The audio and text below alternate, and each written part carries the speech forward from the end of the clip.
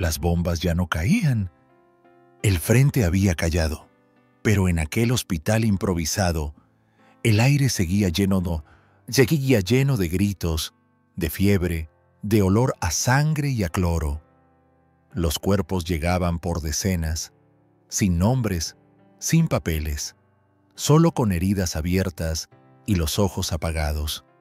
Allí estaba ella, con las manos firmes y los gestos precisos. Se llamaba Alicia Pineda. Tenía 31 años y era enfermera de vocación, no de consigna. Aquel día, un joven herido fue dejado en la puerta trasera. Llevaba una camisa rasgada, una herida profunda en el abdomen y un pañuelo rojo envuelto en el brazo. Uno de los celadores murmuró: «Rojo, no lo toques», pero Alicia no dudó. Lo llevó adentro, cosió la herida, lo estabilizó. No preguntó su nombre ni su ideología. Solo escuchó cómo respiraba, cómo se aferraba a la vida. 3 días después, fue denunciada. Un superior la acusó de haber colaborado con el enemigo y en menos de una semana fue detenida. Alicia no había levantado una bandera, no había escrito panfletos, no había conspirado, solo había hecho lo que su conciencia le dictaba. Este episodio no es solo sobre una enfermera, es sobre todas las mujeres que eligieron cuidar cuando el régimen exigía clasificar. Es sobre las vidas que se salvaron y sobre las que se rompieron por haberlo intentado. Tras la victoria franquista, España no solo fue un país derrotado para unos y triunfante para otros, fue una nación quebrada en lo más íntimo, la compasión, porque incluso actos de humanidad, como salvar una vida, podían ser castigados si se dirigían a la persona equivocada. El régimen no solo impuso leyes, también exigió lealtad ideológica en todos los sectores profesionales. Los médicos, enfermeros y trabajadores de salud fueron sometidos a procesos de depuración. Debían firmar juramentos de fidelidad, delatar a colegas sospechosos y obedecer las órdenes del mando militar. Los hospitales se convirtieron en espacios vigilados. Cada ingreso era documentado, cada herida analizada, cada gesto observado. Las mujeres en el sector sanitario estaban doblemente vigiladas por ser profesionales y por ser mujeres. Se esperaba de ellas obediencia, devoción religiosa, silencio, pero muchas no se limitaron a eso. Durante los años más oscuros, decenas de enfermeras ocultaron en silencio a heridos republicanos, desertores, militantes. Algunas los escondían en salas vacías, otras en sótanos. Otras les cambiaban los nombres en los registros. Lo hacían sin esperar recompensa, solo porque no podían aceptar que el derecho a vivir dependiera de una bandera. Y cuando eran descubiertas, no se les ofrecía defensa. Las acusaban de colaboración con el enemigo, traición al deber sanitario, alteración de registros públicos, y muchas, como Alicia, fueron juzgadas sin abogados, sin testigos, sin voz. Su delito no fue político, fue profundamente humano. Alicia Pineda nació en Zaragoza en 1909, hija de una maestra y de un farmacéutico republicano. Desde pequeña mostró una vocación especial por cuidar, por calmar, por remendar lo que parecía roto. Estudió enfermería en Barcelona, donde se empapó de ideas de salud pública, higiene y justicia social. No militaba en ningún partido. pero asistía a charlas donde se hablaba de salud como derecho, no como privilegio. Durante la guerra, fue asignada al Hospital Clínico de Madrid. Allí atendió sin distinción a soldados de ambos bandos, a civiles, a mujeres embarazadas que llegaban con los pies ensangrentados. Decía que las heridas no preguntaban por ideologías y que los cuerpos heridos solo sabían doler. Cuando terminó la guerra, fue trasladada a una pequeña unidad sanitaria en Burgos. Allí, intentó mantener su perfil bajo. No hablaba de política, solo de vacunas, antibióticos y pañales limpios.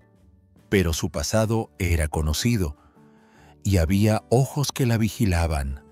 Un día, un muchacho herido fue abandonado a pocos metros del hospital. Tenía documentos falsos y un tatuaje parcialmente borrado que lo delataba como exmiliciano. Alicia lo reconoció, pero no lo denunció.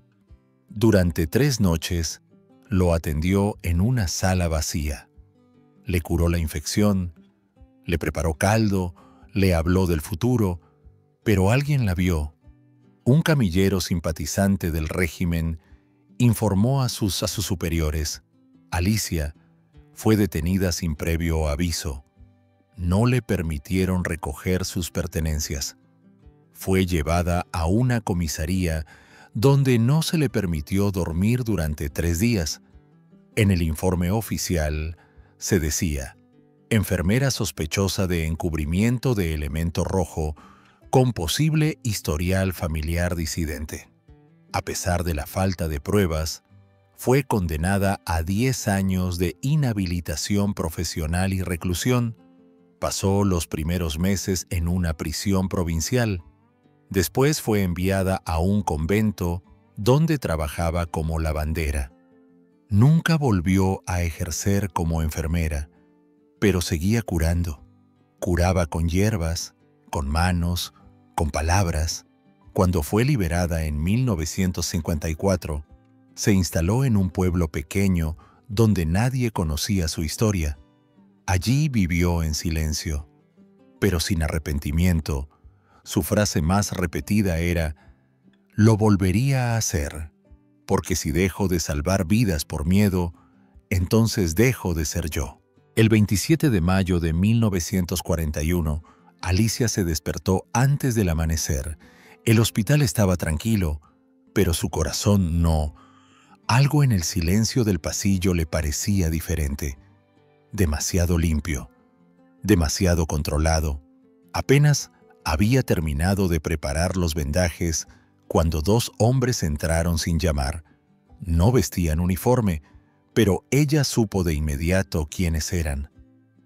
«Acompáñenos», dijo uno con voz seca.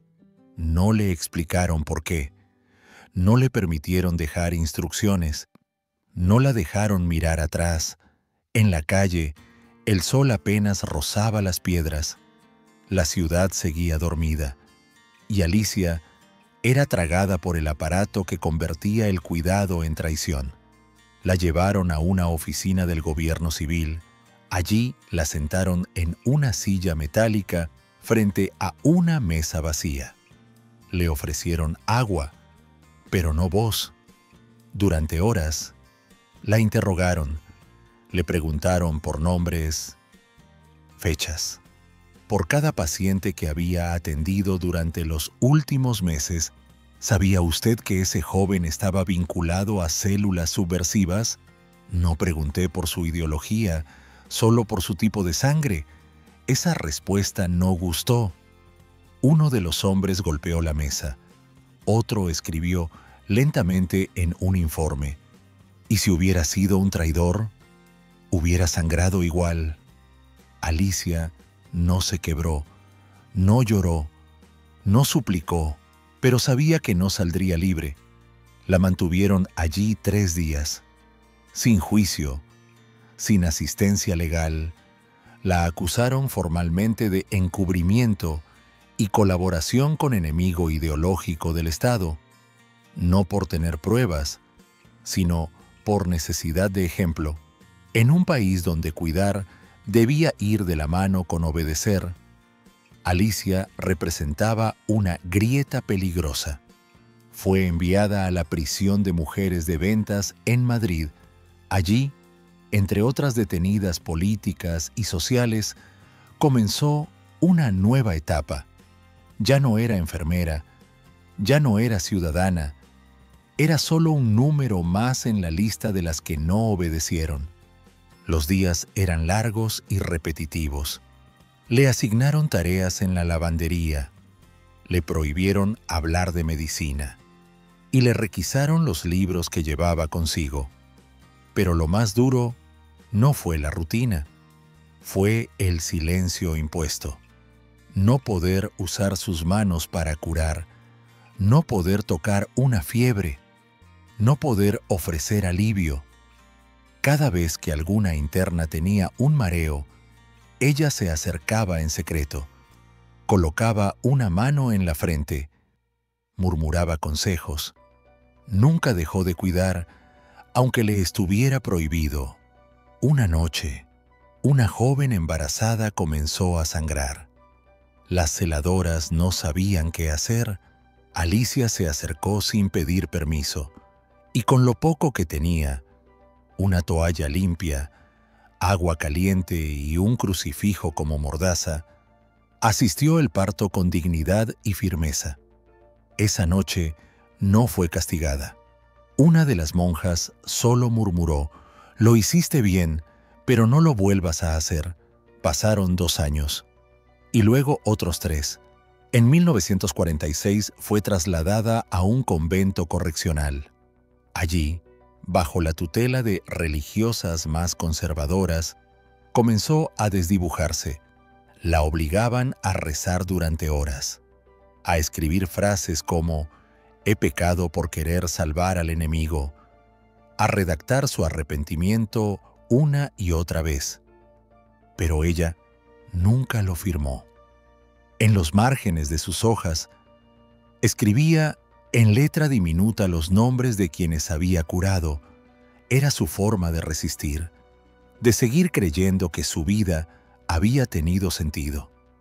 En 1954, tras años de presión internacional sobre la situación de las presas políticas, fue liberada sin ceremonia, sin disculpas, sin explicación. Salió con un vestido prestado, una medalla oxidada y un corazón que aún sabía cómo latir con ternura. Se instaló en un pequeño pueblo donde nadie sabía su historia. Y allí volvió a cuidar, no como enfermera, sino como vecina, como mujer, como alma fuerte. Nunca volvió a ejercer profesionalmente, pero cada niño al que consoló, cada anciana a la que acompañó, cada fiebre que bajó con paños húmedos, fue parte de su legado, un legado invisible, pero indestructible. Durante muchos años, el caso de Alicia no fue mencionado ni dentro ni fuera de los hospitales. Era uno de esos nombres que se decían solo en voz baja, como si aún pudiera caer una nueva condena desde el cielo. Pero en los archivos del Ministerio de Sanidad, enterrado entre actas de personal y listas de material quirúrgico, alguien encontró un expediente marcado con tinta azul. Decía: personal cesado por desviación de conducta profesional, actuación incompatible con los valores del nuevo orden. No se mencionaba el nombre del paciente, ni se detallaba la supuesta infracción. Solo una frase repetida como castigo administrativo. Mostró compasión sin autorización. Ese mismo expediente fue contrastado con informes internos del hospital donde trabajaba Alicia, y allí apareció lo que muchos habían intuido. Durante los primeros años de posguerra, existió una lista negra de profesionales con tendencias humanitarias no alineadas. En otras palabras, personas que no sabían mirar hacia otro lado. Entre esas personas, al menos 28 eran enfermeras, y 16 de ellas fueron sancionadas, trasladadas o inhabilitadas por haber atendido heridos sin filtrar ideológicamente. Alicia fue una de las pocas que no negó lo que hizo, no buscó encubrirlo, no pidió perdón y por eso su castigo fue más severo. Lo más escalofriante no fue solo el castigo, sino la manera en que su historia fue borrada, sus certificados destruidos, su título invalidado, su nombre tachado de toda lista pública.